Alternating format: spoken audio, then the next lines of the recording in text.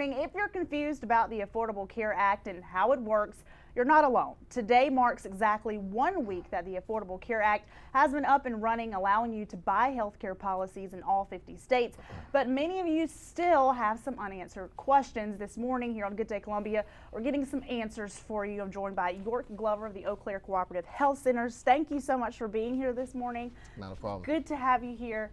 Okay, a week in the books now, still a lot of questions this morning. We asked our viewers on our WACH Facebook page, and some of them sending their responses and asking some questions. So here we have a question from Wanda from our WACH Facebook page.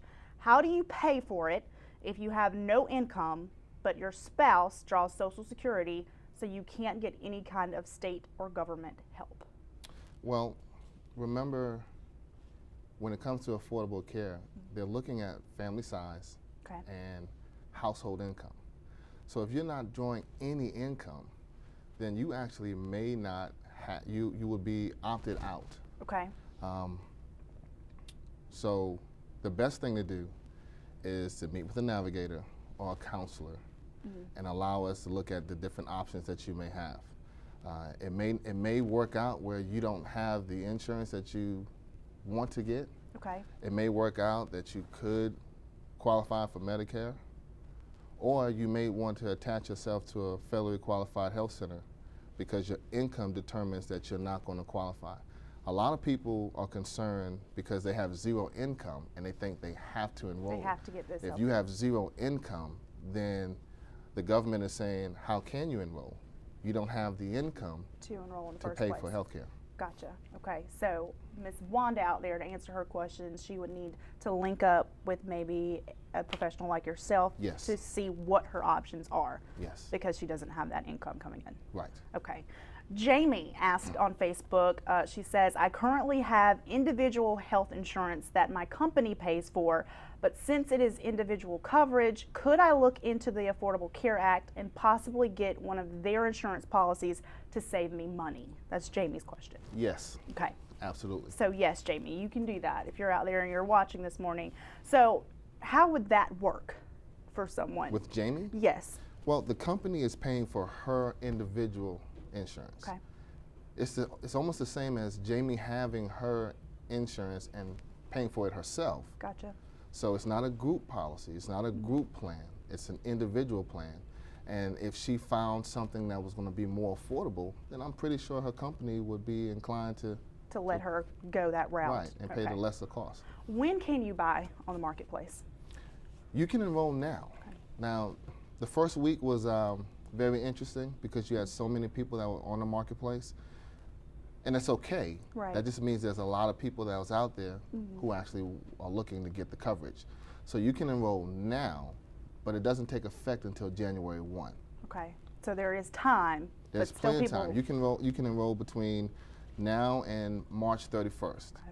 All right, but if you enroll before December 15th, then your insurance becomes active January 1st. January 1st. So it'll go into effect if you go ahead and do it. Now what if you Yes. wait until after January 1st? If you wait until after January 1st, then you're probably going to have to wait at least a month before the insurance takes place. For example, if I enroll January 16th, then my coverage doesn't take effect until March 1st. Gotcha.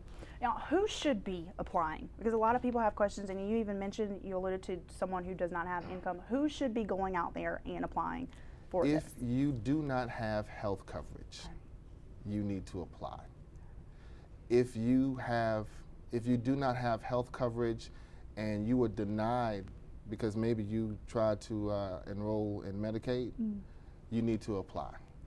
Reason being, there were some changes that were made, and you can actually qualify for some coverages now that you didn't qualify for 2 months ago.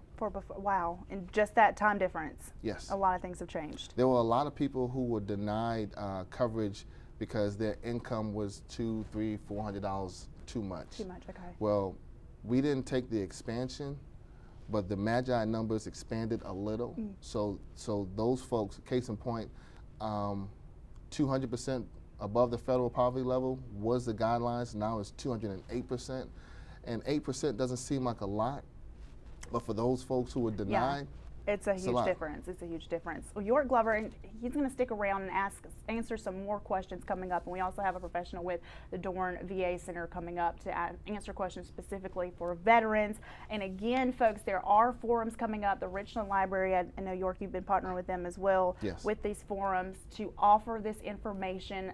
They have 2 upcoming forums coming up in October as well as November. In October in the Richland Library Northeast on the 22nd, and then November 14th as well for even more questions. But York is going to stick around and answer some more questions for us as we come back. And stick around. Up next, we're talking gas prices. They're going down. Stay with us.